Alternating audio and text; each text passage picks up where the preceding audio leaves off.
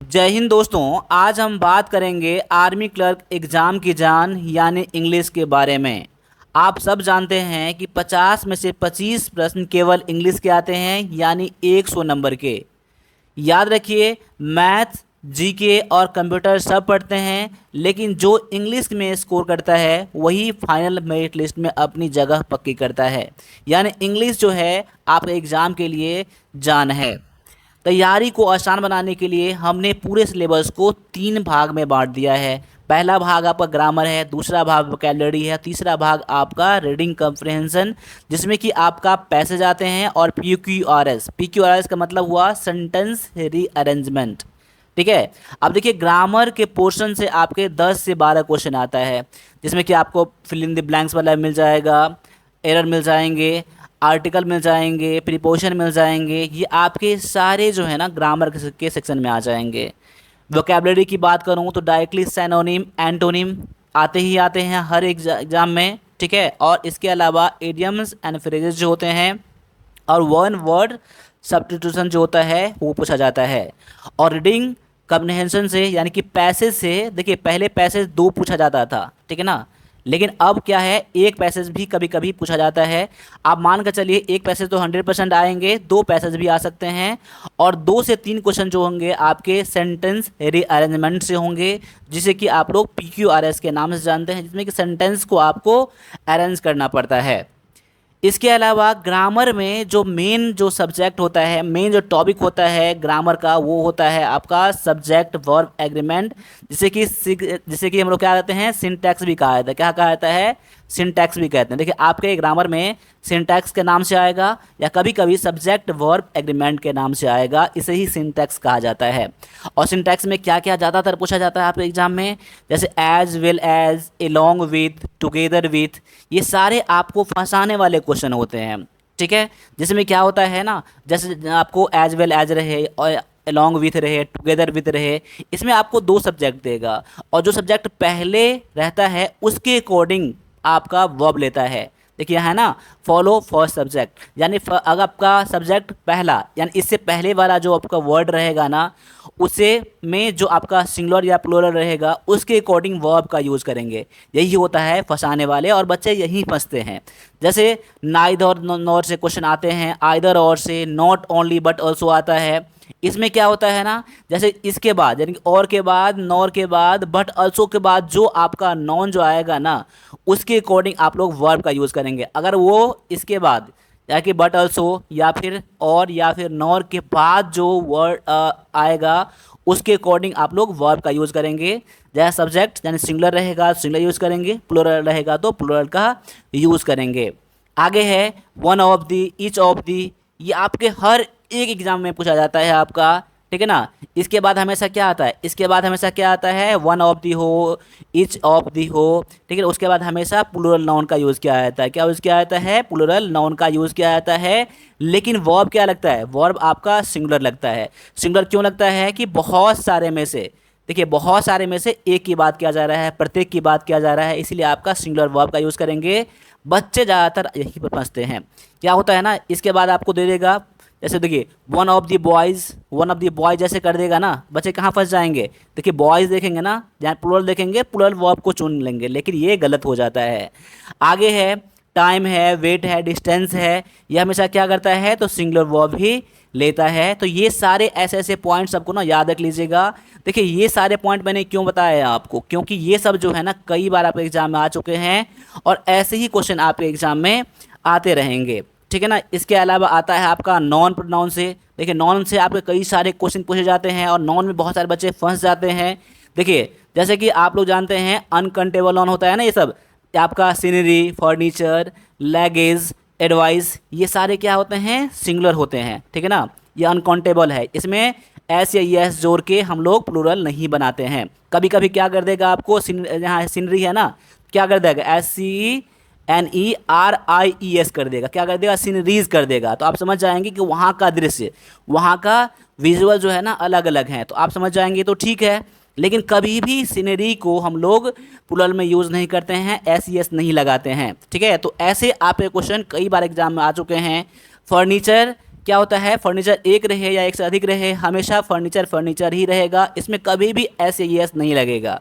ये सारा चीज़ मैं बताऊंगा आपके जो कोर्स है ना, वीडियो कोर्स, सारे मैं वीडियो कोर्स में बताऊंगा। और साथ साथ में आपके शपथ एकेडमी के एप्लीकेशन पर जो दिया गया है इंग्लिश का ई बुक, आप ज़रूर लेकर उसको पढ़िएगा, ठीक है ना। आपको बहुत ज़्यादा हेल्प होने वाला है और बिल्कुल आपके अग्निवीर क्लर्क के एग्ज़ाम के लिए ये बनाया गया है। तो लगेज भी है, एडवाइस भी है, ये सारे क्या हैं, सिंगुलर आपका नॉन है और ये कभी भी इसका प्लूरल नहीं बनाया जाता है। और इसके साथ हमेशा क्या लगेगा, तो सिंगुलर वर्ब ही लगता है। जैसे इसमें देख लीजिए कंपाउंड नाउन, कंपाउंड नाउन में क्या होता है, brother in law, sister in law, mother in law, जितने सारे होते हैं ना, इसमें क्या करता है, फंसाने के लिए क्या कर देता है कि आपको इसमें क्या कर देगा, लॉज में, जैसे लास्ट वर्ड में क्या, जैसे मान लिया जाए अगर मैं डॉग देता हूँ यहाँ पर, तो डॉग के लास्ट में कैसे बनाएंगे, एस लगा देंगे तो प्लूरल बन जाएगा। अगर ब्रदर इन लॉ अगर है ना, तो क्या लगाएंगे, देखिए लास्ट में क्या कर देगा, LAWS कर देगा, लगा देगा, समझ जाएंगे, प्लूरल बन गया। लेकिन नहीं, इसका जो मेन वर्ड होता है ना, जैसे देखिए ब्रदर है तो ब्रदर्स कर दिया, अगर वही बात रहता है यहाँ पर मदर्स इन लॉ रहता, क्या रहता है यहाँ पर, मदर इन लॉ रहे, अगर इसका बनाना पड़े प्लूरल तो क्या बनाएंगे आप, इसमें नहीं लगाएंगे, इसमें लगाएंगे, मदर्स लगाएंगे, यानी जो मेन वर्ड रहेगा ना उसमें लगाएंगे। ये आपके सारे जो है ना सब्जेक्ट वर्ब एग्रीमेंट के अंतर्गत में, यानी ग्रामर के पोर्शन में ये सब आते हैं। आगे होता है प्रोनाउन में क्या आता है, रिलेटिव प्रोनाउन में, ये कई बार आपके एग्जाम में पूछा जाता है। देखिए हु लगता है जो पर्सन रहता है, जो पर्सन के लिए लगता है, वही चीज़ जैसे कि हुम है, ये पर्सन के लिए भी लगता है, कोई ऑब्जेक्ट के लगता है, और ये आपका ऑब्जेक्ट के लिए यूज़ किया जाता है। और वही जहाँ हु का यूज़ करते हैं वहाँ विच भी यूज़ कर सकते हैं, लेकिन वहाँ पर नॉन लिविंग रहेगा, कोई भी इंसान के लिए यूज़ नहीं करेंगे, ठीक है ना। समझ में आपको आ रहा है ना। तो ये सारे से मैं इसलिए बता रहा हूँ आपके इस सिलेबस में, क्योंकि आपके एग्ज़ाम में यही सब पूछा जाता है और बहुत डीप में नहीं जाता है आपका एग्ज़ाम, ठीक है ना। इसीलिए आप घबराएं नहीं और इसको पूरी तरीके से अच्छे से करिएगा, तो आपका रिजल्ट 100% आपके सामने में दिख जाएगा। और टेंस में क्या पूछा जाता है, देखिए टेंस में डू डज, जब भी डिड रहे तो उसके साथ हमेशा क्या लगाएंगे, वर्ब का पहला रूप लगाएंगे। जैसे क्या लगाएंगे, गो लगाएंगे, कभी भी वेंट नहीं लगाएंगे, कभी भी गॉन नहीं लगाएंगे। जब भी आपका डू डज आ जाए सेंटेंस में, तो उसके साथ हमेशा सिंगुलर वर्ब यानी कि वो वर्ब का मेन फॉर्म ही लिखेंगे।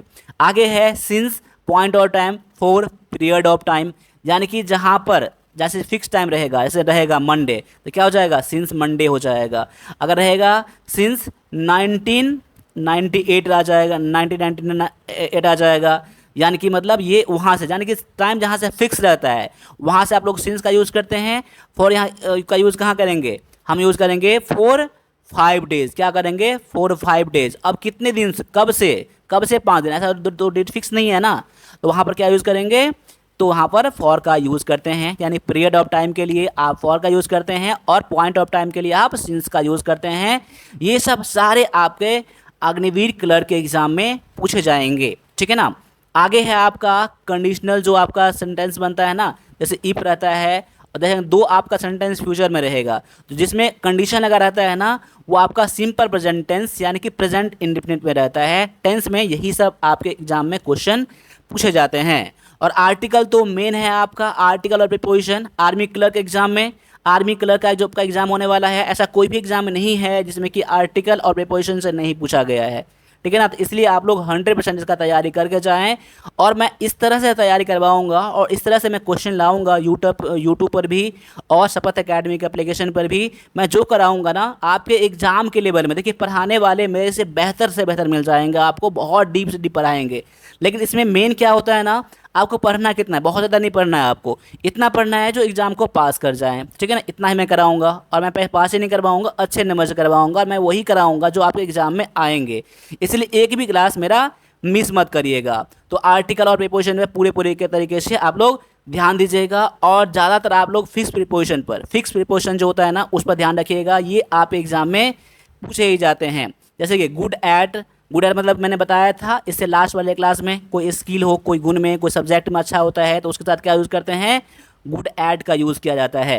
ये भी मैंने बताया था, यानी कि सुपीरियर, जूनियर, प्रायर, ठीक है। और प्रेफर जहाँ भी रहे ना उसके साथ हमेशा टू आता है। ये सारे क्या है, फिक्स है। डील इन यानी कि बेचना सेल करना, डील इन के साथ हमेशा फिक्स रहता है। डील विथ यानी कि कोई चीज़ को हैंडल करना, फिक्स। ये सारे क्या हैं, ये सब फिक्स आपके हैं। तो ये सबको आप लोग नोट करके रख लीजिए अगर आप लोग अभी से तैयारी करना चाहते हैं तो, ठीक है ना।